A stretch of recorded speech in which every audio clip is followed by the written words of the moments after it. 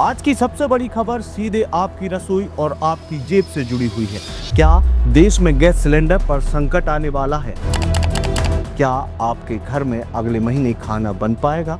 ये सवाल मैं इसलिए पूछ रहा हूँ क्योंकि केंद्र सरकार ने पूरे देश में अचानक से आवश्यक वस्तु अधिनियम 1955 यानी कि एसेंशियल कमोडिटीज एक्ट लागू कर दिया है और इसका सबसे बड़ा असर हमारे मध्य प्रदेश में भी दिखना शुरू हो गया है।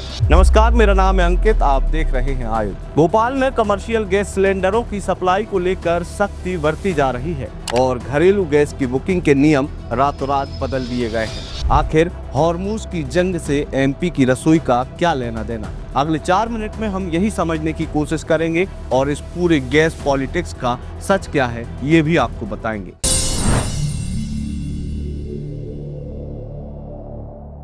सबसे पहले बात करते हैं अपने मध्य प्रदेश की। आज राजधानी भोपाल समेत कई जिलों में हड़कंप मच गया जब खबर आई कि कमर्शियल गैस सिलेंडरों की सप्लाई को प्राथमिकता के आधार पर रेगुलेट किया जा रहा है। मध्य प्रदेश कैबिनेट की आज की अनौपचारिक चर्चा में भी इस बात की पुख्ता संकेत मिले हैं कि प्रशासन अब जिला स्तर पर स्टॉक मॉनिटरिंग शुरू करने जा रहा है। इसके अलावा भोपाल गैस एसोसिएशन और स्थानीय वितरकों के मुताबिक अब आप एक सिलेंडर लेने के कम से कम 25 दिन बाद ही दूसरा सिलेंडर बुक कर पाएंगे। एमपी में फिलहाल होटलों और ढाबों को मिलने वाले नीले सिलेंडर यानी कि कमर्शियल सप्लाई को सीमित किया है ताकि आपके घर के लाल सिलेंडर की सप्लाई बाधित न हो।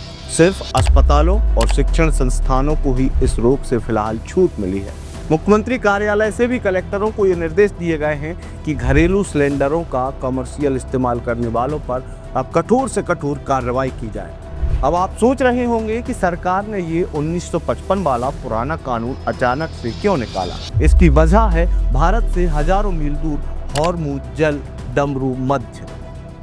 बता दें कि ईरान और इजराइल के बीच बढ़ते तनाव के कारण दुनिया का सबसे महत्वपूर्ण समुद्री रास्ता ब्लॉक होने की कगार पर है और आपको ये जानकर हैरानी होगी कि भारत अपनी ज़रूरत की 80 से 85% एलपीजी इसी रास्ते से मंगवाता है। खाड़ी देशों से आने वाले जहाज रुक गए हैं और सप्लाई की पूरी चेन पूरे तरीके से टूट चुकी है। अब भारत के पास स्टॉक सीमित है और इसी को बचाने के लिए केंद्र सरकार ने ये बड़ा मोर्चा संभाला है। सरकार ने देश भर में आवश्यक वस्तु अधिनियम 1955 लागू करके ये साफ कर दिया है कि अब खेल नियमों के मुताबिक ही चलेगा। इस कानून के तहत सरकार को 3 बड़ी ताकतें मिल गई हैं। पहला, जमाखोरी पर लगाम। अब कोई भी डीलर या बड़ा व्यापारी जरूरत से ज्यादा सिलेंडर छिपा कर नहीं रख पाएगा। अगर कोई पकड़ा गया तो उसे सीधे 7 साल तक की जेल और भारी जुर्माना भरना पड़ सकता है।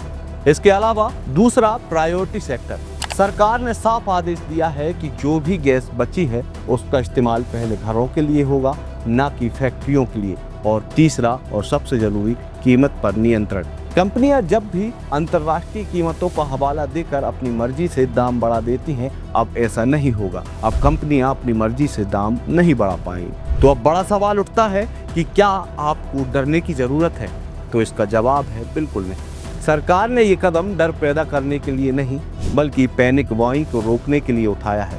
अगर लोग डर के मारे 3-3 सिलेंडर एक साथ स्टॉक करने लगेंगे तो बाजार में वाकई में किल्लत हो जाएगी। मेरी आपको सलाह है कि किसी भी तरह की अफवाह पर ध्यान ना दें। गैस की सप्लाई पूरी तरह से बंद नहीं हुई है, इसे सिर्फ बेहतर तरीके से मैनेज किया जा रहा है। अगर कोई आपसे सिलेंडर के एक्स्ट्रा पैसे मांगे तो तुरंत जिला प्रशासन या खाद्य विभाग की हेल्पलाइन पर शिकायत दर्ज कराएं।